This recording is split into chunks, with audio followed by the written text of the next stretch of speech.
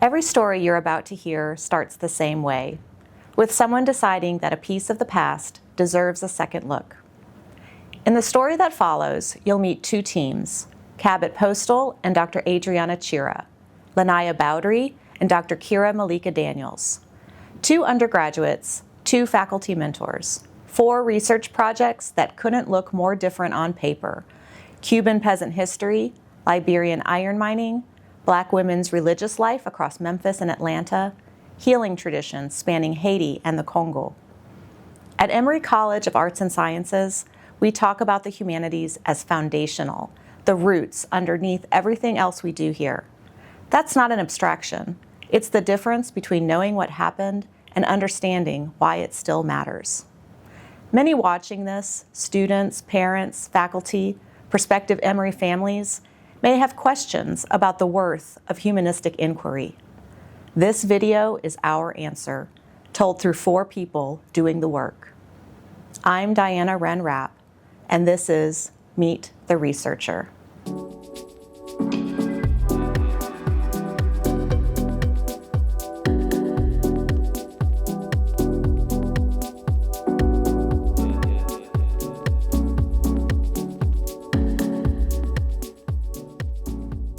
My name is Cabot Postal. I'm in the class of 2027 studying history with a minor in African Studies. I'm Adriana Chira. I'm an associate professor and Winship Distinguished Professor of Atlantic World History in the History Department here at Emory. My name is Lanaya Bowdry. I am a rising senior studying human health and African American studies. My name is Dr. Kira Malika Daniels. I'm an assistant professor in African American studies here at Emory University.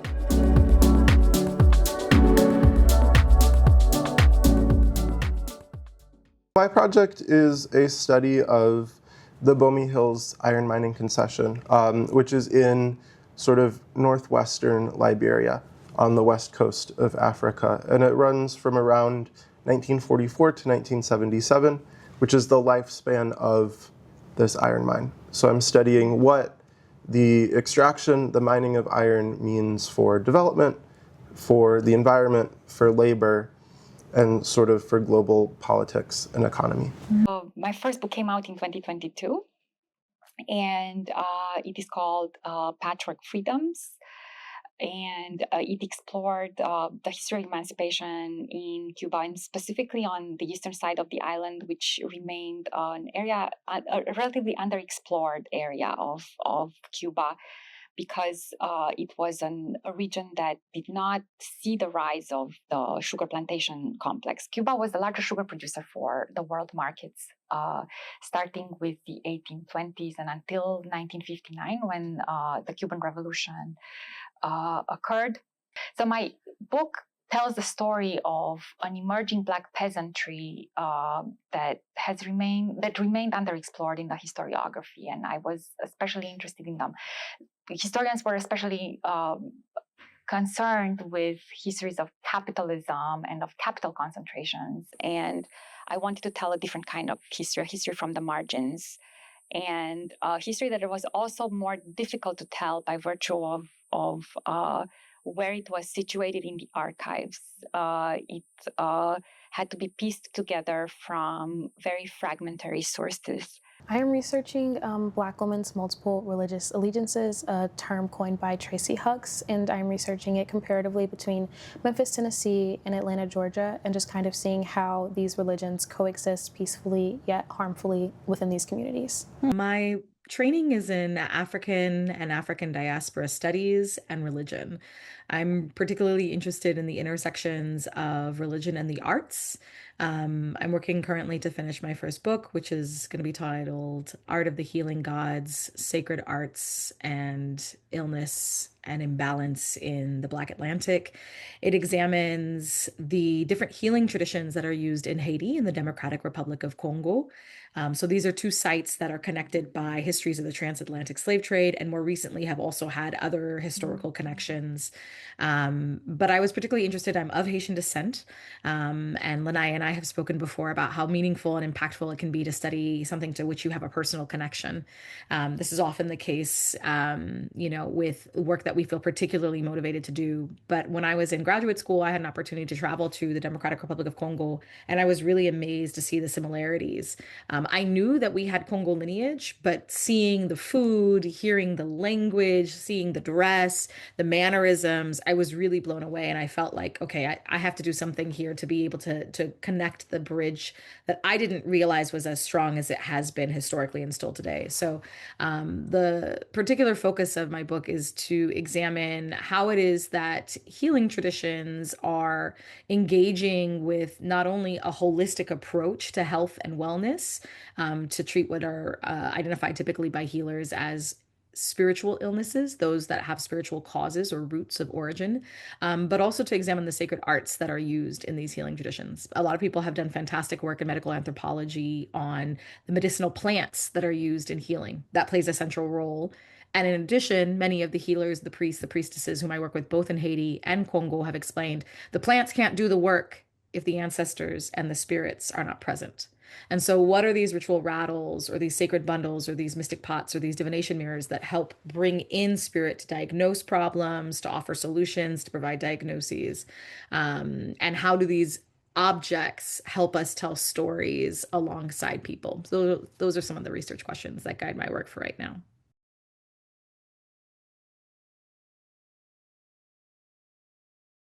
I've been at this point to 3 different archives. I spent a couple days at the Melville Herskovits Library at Northwestern University, and that was looking through a lot of materials from development surveys.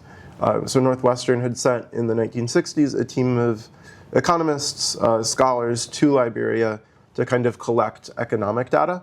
And so they came back with a lot of sort of studies, academic notes, random reports from governments, NGOs that they'd found in their time there. And so it was kind of sifting through those reports, looking for a lot of maps, information on infrastructure, things like road building projects, the environment. I also spent a week at Indiana University Bloomington working with their Liberian newspaper collection, which was just opening boxes filled with stacks of newspapers, really anywhere from like 1941 all the way through 1980. And so just flipping through individual newspapers over and over again and kind of taking pictures of the articles that I thought were interesting or relevant. And that's where I got a lot of the information on things like labor activism that happened in the mines and a lot of strikes. When the mine closed, there were a lot of worries about what would happen to the town that developed afterwards, whether it'd become a ghost town, which is going to be a really important part of my project. And then I also spent a week at the Hoover Institution at Stanford University working with a bunch of preserved materials, newspapers, corporate archives, correspondence from some of the Americans who ran the mining concession, as well as a number of other iron mining concessions in Liberia. I'm just studying the first one. There were a lot of others there at the time as well. And so looking through that, I was able to find things like a script made for a corporate sort of propaganda film that goes through and interviews workers. There was correspondence about getting different investment sources from Americans so that they'd be able to build a new bridge or build a new processing plant, things like that. And so it was working with a lot of those documents and things so that I can actually build up what a mining concession looked like. This day it depends on what, I kind of have my schedule blocked out because we have our professional development classes and then we have our RCR classes. And so some days I try to read 2 sources a week, and so sometimes it'll look like a book and an article, or a book and a video, or even sometimes a movie, because a lot of movies kind of media points to these things as well. And so I'll try to give myself a number of chapters to read and get through. I'll go through, annotate, find things that align with my research and see what's important. And then once I know what's important from that text that I can take, I'll go through and kind of dive into it a little further. Interesting. I heard that you just came back from Memphis doing some research there. What was that like? So, of course, in order to do research with human subjects, you need IRB approval. I don't have IRB approval yet, but there's still ways in which I can engage with my community to learn more about my project. And so going home and doing research or being in the archives, going to museums looked like, of course, contacting the people that I wanted to interview, being respectful, introducing myself, telling them what my research was about, and then after making contact, going and sitting. I think I sat there in the art gallery for 2 hours talking with the person who's over it and just getting to know him and seeing some art from back home. And it was kind of the same thing in the museum. I went to Bill Street, which is a historic place in Memphis, and I went to the museum, the Hoodoo Museum, and I looked around, took pictures, took notes, and yeah, I've also been to the archives here at Emory, the Rose Library archives, and so of course, make your appointment, go in, and it's a lot of looking, but you have to pay a lot of attention to detail, and that's where the readings that I do come in, because I take the things that I learn from my readings and I apply it to the real world things that I see.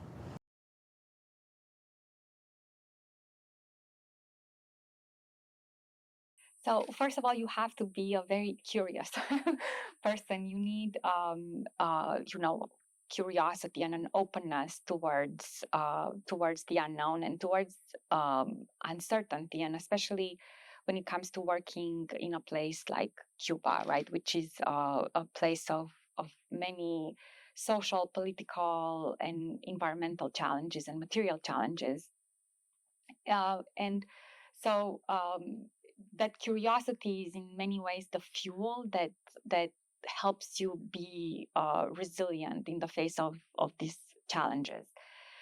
Then you need a lot of information, right? And some of that information comes from reading what other scholars have written. So that's one thing that I tell our undergraduate and graduate students is that they should read constantly, right? That they should have around them books about their projects and keep notes, in little notebooks, in big notebooks, diaries of their thoughts. And even if the process is messy, somehow with time, those disorganized thoughts will coalesce into a larger and very coherent narrative if they give it time. The next thing that I think a researcher needs is information that you gather through conversations with people. You need people, and that those people will be around you in academic circles at the institution where you study, but they will also be at institutions that are beyond your own institution, and they are the people who are in those archives. They are the archivists.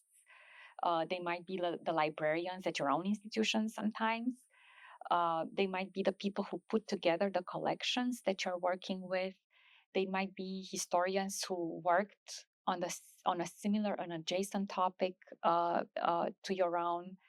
And so in Cuba, for me, the most important, the most significant relationships for my my career and also for my intellectual development were the ones that I formed with scholars on the island. And with some of these scholars, I continued collaborating, and I'm now writing. Um, and so these are some of the things, and that, and then there's that resilience, right? So that you need many paths will lead to nowhere, right? And there will be boredom. The archive is filled with what some of us call riffraff, right? There will be, I was interested in the lives of Black peasantries, but many of the documents were written by elites, and their stories dominated the narrative, right? And so I had to read in between the lines and so sort the stories that I was interested in from the ones that were dominating the the archive. And that is a very time consuming process, and it's one that lays out for you many traps, and it's also one that leads in many directions that often are dead ends, and you cannot lose faith when that happens. So you also need help. I think that's what I mean by resilience. The resilience comes with hope and faith that the process will lead to something. And I think that you can retain that hope if you are strongly committed to the stories of the people that you are telling, right? Once you have that commitment, it is very easy to retain all of those sentiments. Yeah. Lanaya came with a very strong focus and interest in what Tracy Hucks refers to as multiple religious allegiances. So the idea that somebody can have multiple religious loyalties, if you will, to traditions perhaps that they grew up in or that they later sought out because they felt like it would be more fulfilling or they felt like it would complement other traditions. Lanaya also has a really strong drive. They are somebody who has a lot of bright ideas and is very excited about taking material from coursework, braiding it together with material that they're encountering in the archive or in ethnographic field work. They're getting their feet wet with what it means to conduct research on a little bit of a broader scale, not just with one or two people, but hopefully scaling out to, about a dozen or so. Um, Lanaya is a hard worker. They are very serious about getting the stories right. And when I say that, I don't mean in the sense of checking boxes. I am impressed and appreciate deeply how much Lanaya wants to do this work with integrity and to make sure that the research participants in their study really feel like their stories are being told with respect and with a depth of understanding, and with a regard for the fact that it doesn't mean that these traditions are watered down because somebody belongs to multiple traditions, right? Rather, it's a complex long-standing tradition among Black folks to develop and cultivate relationships with multiple traditions. And I think Lanaya is undertaking that really beautifully. That's wonderful. And I mean, you have obviously mentored other students in your time here at Emory, and you've already indicated some of the strengths that Lanaya brings to her work. Can you describe in general what makes a strong undergraduate researcher? Mm. A strong undergraduate researcher to me is somebody who is willing to take initiatives and willing to take intellectual risks, perhaps going out on a branch, going out on a limb and exploring something new. And is also able to listen, is also able to take feedback, is also to take constructive criticism, not for the sake of tearing a student down, but for the sake of saying, I think that this is a really good direction. I think this would be an additional component that would really strengthen and enhance. That's something that Lanaya has really done quite well. I would also say that, to conduct research as an undergraduate requires perseverance and patience. Um, and it's hard because you're trying to do so much in a really small amount of time. The reality is that you may have 1 year to do an honors thesis, but the truth is you really need to have done the research earlier if you're writing your thesis in your senior year. And that's something that Lanai and I have been speaking about a lot, is that they know they've, been scaffolding a little bit by little bit, little bit by little bit. Sometimes we encounter roadblocks, and especially with religion, which is something that's such an intimate part of our lives. People can say, I don't know that this is something that I want to share. Or, I don't know if I can trust you. And so that's something that, you need to, I think, not bulldoze over, but to pause and say, okay, can I, choose a different direction, or can I shift the questions so that participants feel like they're participating in something that is respectful and aligns with their orientation, aligns with their values, or if that even means discontinuing an element of the project, then pivoting and learning how to pivot. I think that that's something really important. And then I'll just say too, I think a good researcher and a good undergraduate researcher is somebody who's able to take advantage of the opportunities that are before them. One of the things that I love about Lanaya's project is that it's really offering and making some important contributions to Southern religious studies. There are so many studies of Black church folks in the South, and that is relevant and important and timely. And there are far fewer studies of African heritage traditions outside of places like New Orleans, Oyotunji Village, Charleston, Gullah Geechee regions. So Lanaya is offering an analysis of Tennessee and Georgia, specifically Atlanta and Memphis, a place where they lived and grew up, they know intimately, and a place where they're living now. So I think that being a good researcher is saying, where can I draw from the strengths that I already have and develop some new skill sets, perhaps in a new environment or with new methodologies that I'm encountering along my academic journey, and put them to use. That is something that I think requires dexterity, and can also be very exciting because it means you get to explore new territory.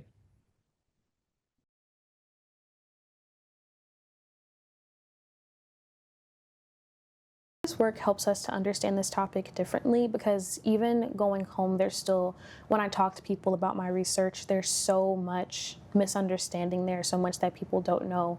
I had this little magazine book that I was gifted by the owner of the art gallery, and it has pictures of African art in it, specifically stuff from like Ifa and like Yoruba tribes and things like that. And when I showed a family member, and my family member was like, I was listening to something on the radio, and the pastor was saying that stuff is demonic. And I was like, okay.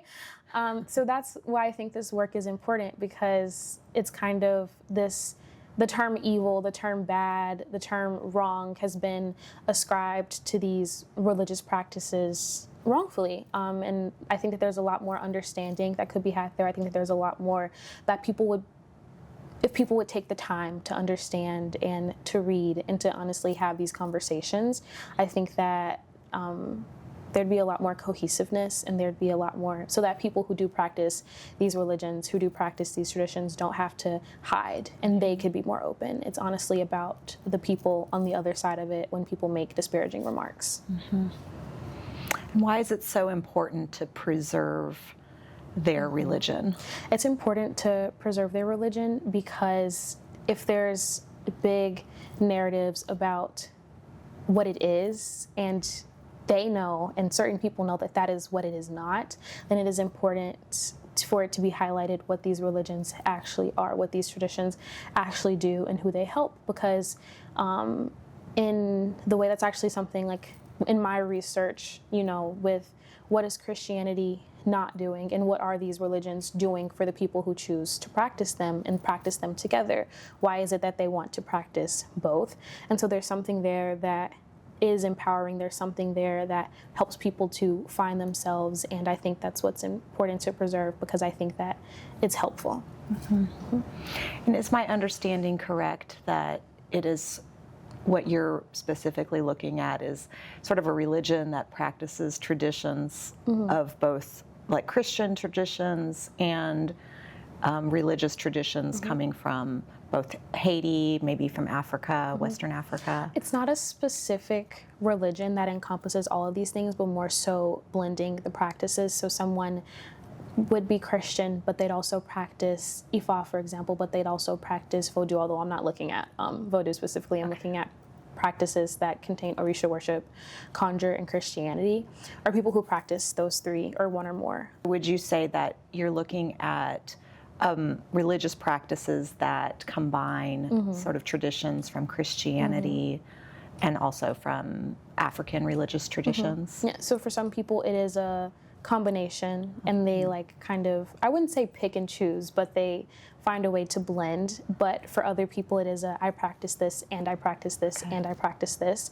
And I'm more so looking at Orisha worship, so that's traditions such as Ifa, Lukumi, Santeria, and Candomblé, and then there's a lot of others, and then conjure and Christianity. I came to this project not originally thinking about doing sort of Cold War iron mining. I was thinking about rare earth minerals, things like cobalt and lithium, kind of around the world, and all of the violence and exploitation that comes with that.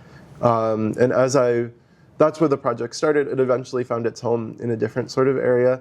But I think a lot of those questions are very similar, of how governments and states will choose to sort of rent out or sell the land and the sovereignty of minerals, of natural resources, to kind of hopefully either develop their country or maintain power, things like that. I'm also interested in the environment. I don't think I would be doing this research if it wasn't for kind of living within all of the different environmental crises that we have, that a lot of which either emerged or got a lot worse during the period that I'm studying.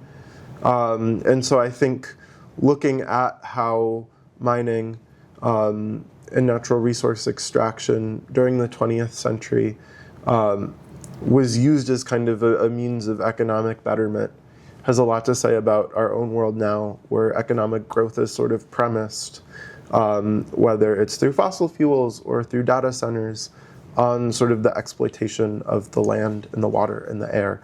And I think it's also important, one of the big parts of my research is this question of claims making and how different people are narrating their own visions for what their world should be and what a better future looks like. And I think one of the things that I've learned really throughout my time at Emory, studying history, studying anthropology, is that so much of the way things are it takes a lot of work to build. I've been doing a lot of reading of like histories of capitalism and things like that about sort of the economy as a process. And it's not just sort of a thing.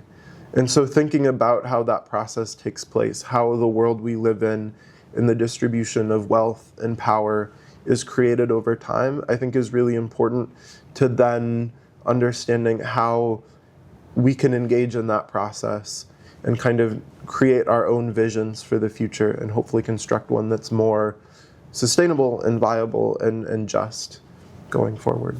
I want my research to have a sort of social importance to it in whatever way that can be.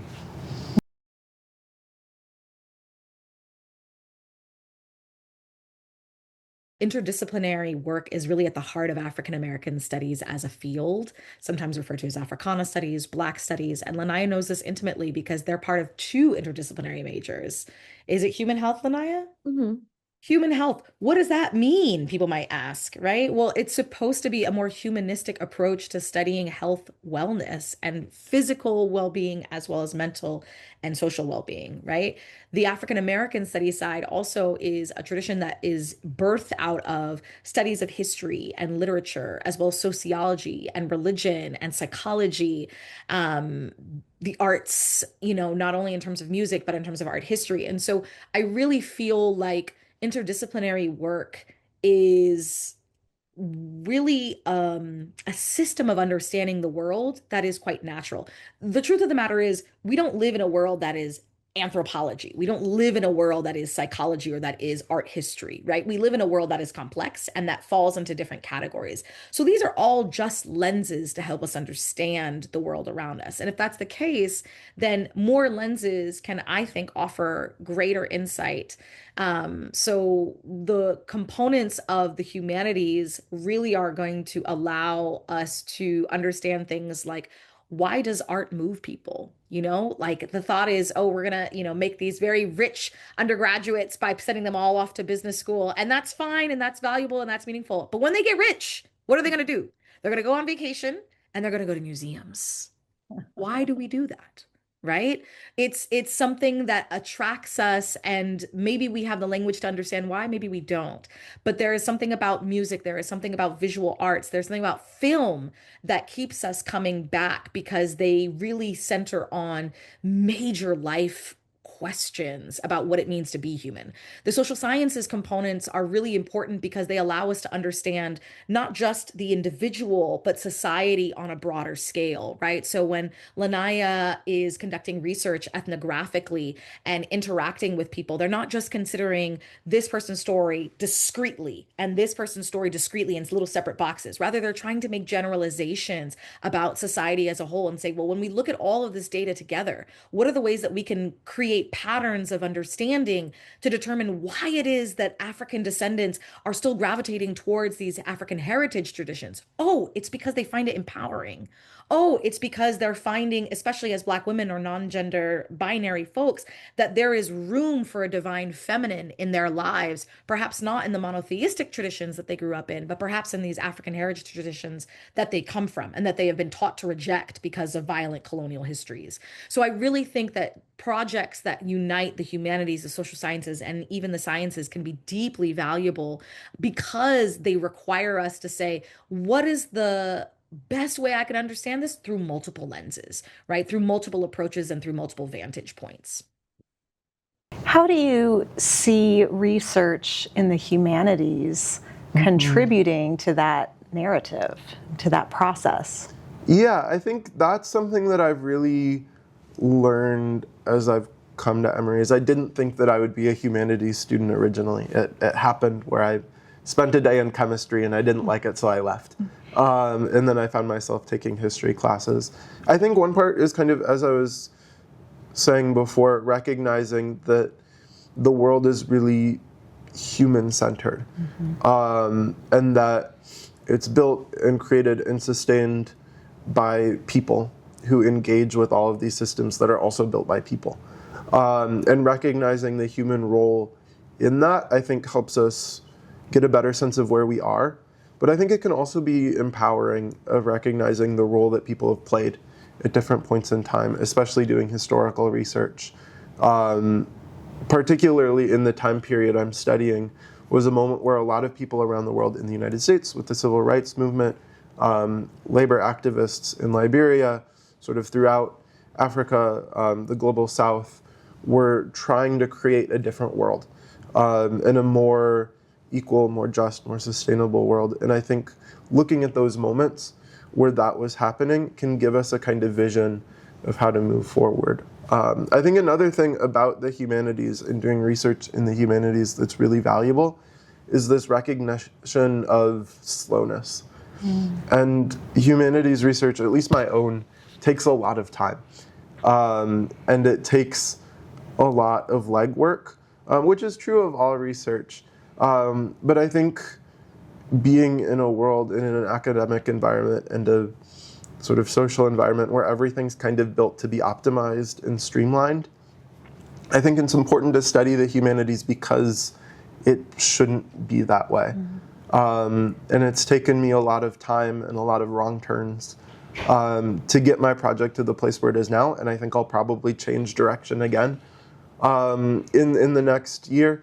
But I think having that time to make mistakes and figure things out and really sit with the readings and the sources and the archival materials, and being able to sit with these documents from halfway across the world, from half a century ago, is a really powerful experience, and it's one that takes time, which is, I think, valuable. And the last thing, and this is something that's really important to me and how I understand research and academics and studying in general, is that the humanities are really an interdisciplinary process.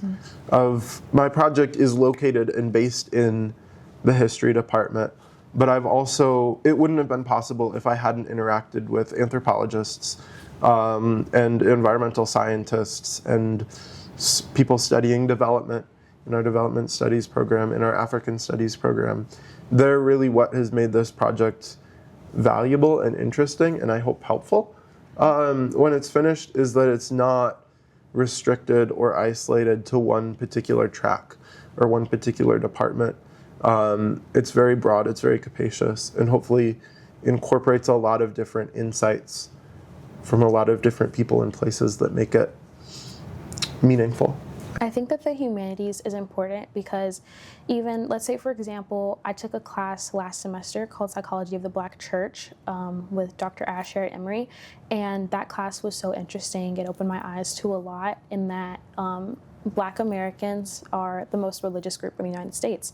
And being more religious is seen to, or not seen, but like known to have health benefits. The more religious you are, the more healthy you are. But Black Americans have the worst health outcomes. And the only way for us to truly understand or truly dive into that question, as I learned in that class and other experiences, is to look at the humanities. Simply knowing or testing, okay, Black Americans have the worst health outcomes. Now what do we do?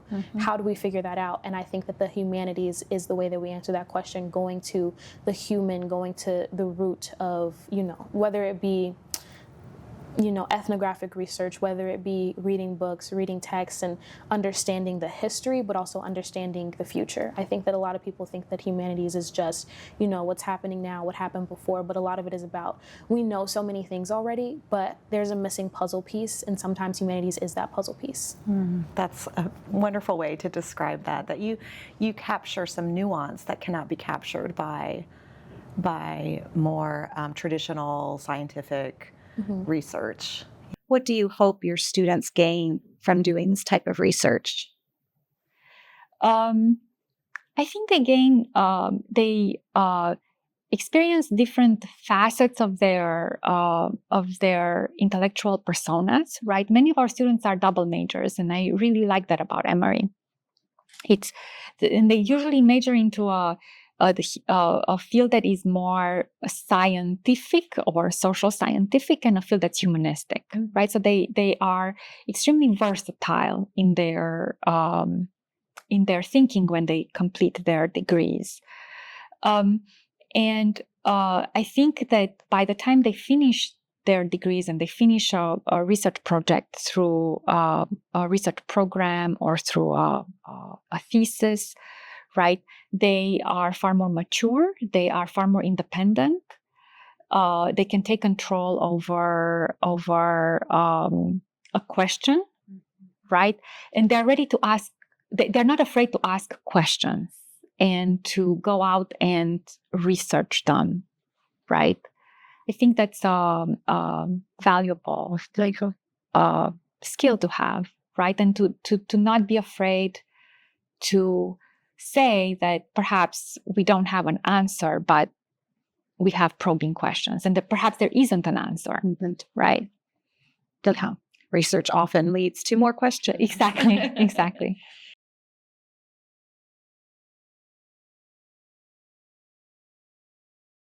I developed a relationship with Dr. Daniels because your mentor, the person you choose to be your mentor for the program, has to write your recommendation letter. So a lot of it was us working on and developing my research project based on the interests that I'd expressed in her class and external readings that I'd done. And from there, our relationship has only continued to get better. She helps me, of course, like we have monthly meetings outside of this program, and in those meetings we kind of talk about like, oh, what are your next steps? What are you thinking for grad school? What are you thinking for your research? What have you been working on? And usually like I'll run my ideas by her, and I love the amount of freedom that I have while still having an amount of guidance, because there's a lot of trust within the relationship. Like she trusts me to do my work, and I trust her to, help me when I need it, but also give advice. Mentorship entails it's a two-way street, and I do tell students whenever they take my classes that I'm very grateful to them for putting their trust in me. Like there's an enormous amount of trust that the student places in you when they take a class with you, especially in the humanities. I think where there is a lot of intellectual work going on, but I do think there is quite a bit of emotional work that happens when we ask these big humanistic questions. And you really want to trust the person who delivers those lectures and takes you through those questions. How did working with your research mentor shape, your research and your understanding of this human storytelling? Yeah, I think Dr. Chira has been a really great resource, partly because we don't necessarily study the same thing.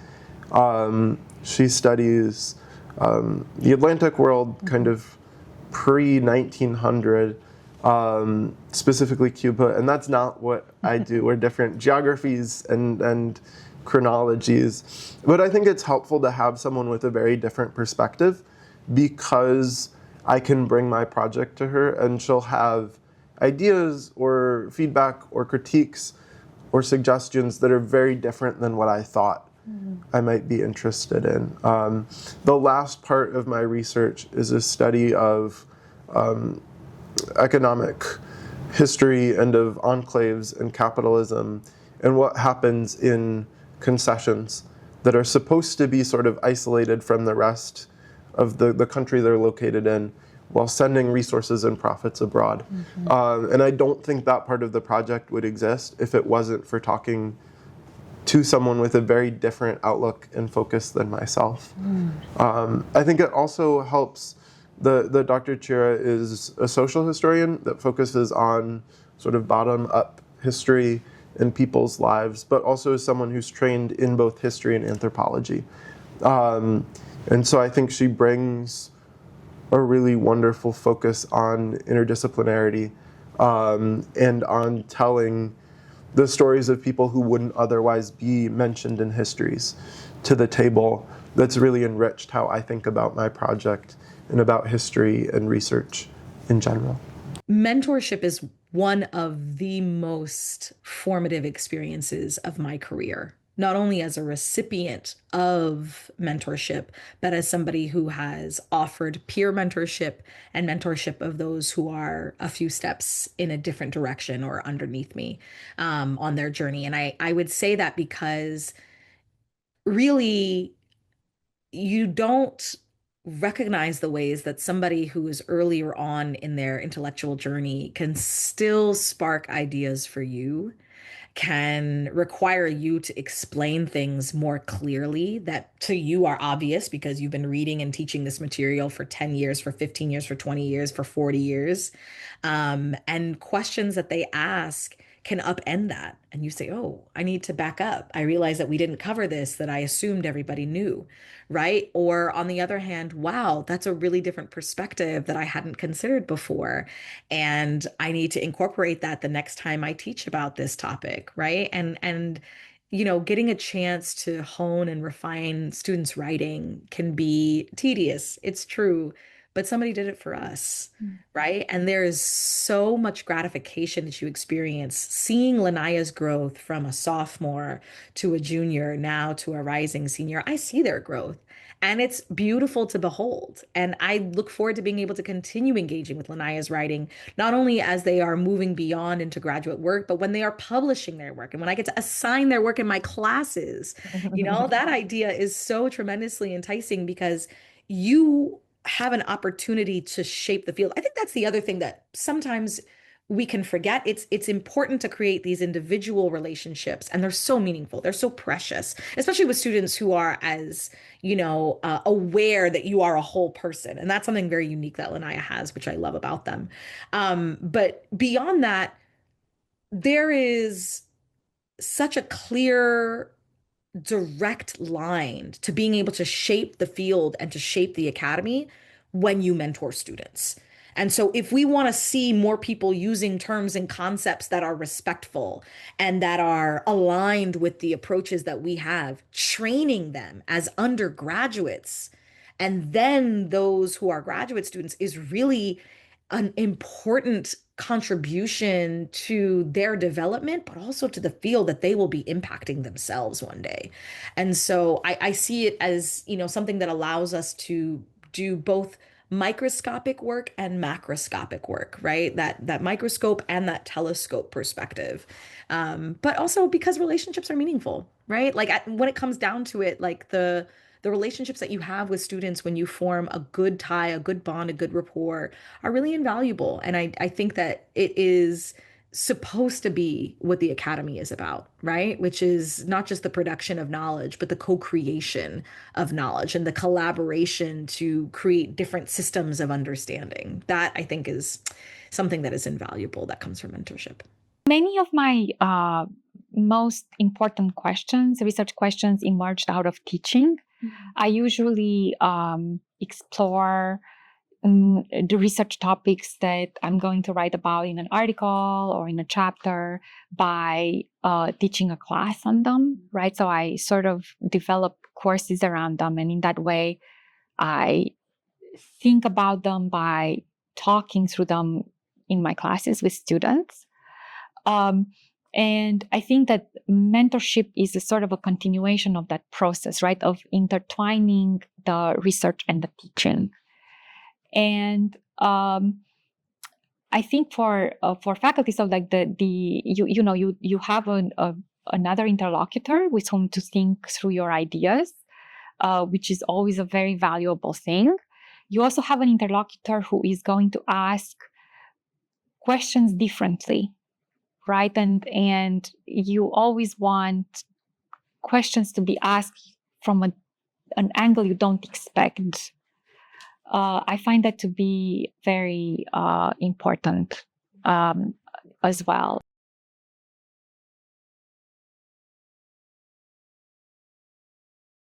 I think research is for everybody. I think that more people could stand to be more inquisitive and to ask more questions and to get more interested and curious about, the world around us and why everything happens. I love STEM and I love humanities, and I think that if a student is wondering if research is for them, I think they should just ask themselves, do I have a question that I'm curious about? Do I have something that I want to know that has not been studied before, that has not been researched before? Could I make a change? Could I make a difference? Could I add something to general knowledge that has not been added? And if the answer is yes, then research is for you. I think that being unsure is the position that I was in. As I was applying to college as a high schooler, going on tours where people were mentioning research all the time, and then even getting to Emory, going to classes and information sessions and orientation sessions where people were talking about research, I was confused and nervous and sometimes frustrated. I still really didn't understand what research was, because I knew that I didn't want to be in a lab. And being in a lab was all that I kind of had in my mind when I thought of research or when people talked about research. And the thing that I've discovered in my time here, working not only on this project, but helping professors on their own projects sort of throughout the past 3 years, is that research really is whatever you want it to be. And it can look very different depending on what you're interested in. And so that's kind of what I learned in my first project, was that working with Dr. Chira over the summer, was that I didn't have to be in a lab. I could be working and reading articles about the history of land and land politics. And I think I've done a number of different research experiences in my time here with professors at Emory, with professors elsewhere, that are all very different from each other. And so I think especially if there are students who are interested in the humanities, in the social sciences, or in doing humanistic research in general, is that there's a lot of opportunities and a lot of ways that research can look that are different than what you think they might be. And it's a really great opportunity to explore and try out different subjects or areas of study that you think you might be interested in, or that you might have no idea what's happening. I ended up doing a research project once that was reading French language newspapers from the Caribbean. And I had never expected to find myself there. But it was a really great sort of first hands-on experience working with archival materials. Or I've done projects that are more closely related to data science than they are to the kind of history that I do now. And so I think research, more than anything, is an opportunity to explore something that you're interested in, but also just different means of study and different types of academia, of scholarly inquiry. And it's an opportunity, at least it was for me, to find out what you're interested in and what sort of the right or most exciting path is for you. What kind of advice would you give to a student who is new to Emory, who's curious about taking that first step? I think it's important to try as many different things as possible, take as many random classes as you can, but also I wouldn't be in the place that I am today without advisors like Dr. Chira, without the subject librarians. And so being able to talk to all of those different people and have a lot of different voices that are kind of sharing their own input, their own ideas with me was really valuable to me. And I know when I came in, I was really intimidated to kind of do that step of going and reaching out to people. But I think I got a lot out of just going to office hours and sort of introducing myself. I didn't have any questions. I didn't have anything to ask. I just went and said, "Hi, I'm Cabot. I'm interested in studying history. I don't know what." And out of that kind of willingness to talk to people, but also admission that I had no idea what I was doing, I was able to learn a lot more about myself and about research and about scholarship. That's wonderful. So that you had that moment of just overcoming your fears, Yeah, and being yourself. and I think a lot of research too is admitting what you don't know. And I know that's what I've realized over this summer is like every time I read an article, I'll like go through it and I'll take notes, and I realize how much out there is that I had no idea about. And I think that's true as you're doing research. I think it's also true as you're finding things to research or thinking of getting involved in it, is that there's a lot to discover that I had no idea was out there beforehand. I really do hope they take away new understandings, and even if it's not full acceptance, it's full... No, actually, I think I want them to take away acceptance. I think I want them to accept that there are things and people who are different. I want them to accept that the world is, a very vast place. It's huge, and there are going to be things that we don't always understand. And instead of meeting things that we don't understand with fear, we should meet things that we don't understand with more curiosity and want to learn and grow.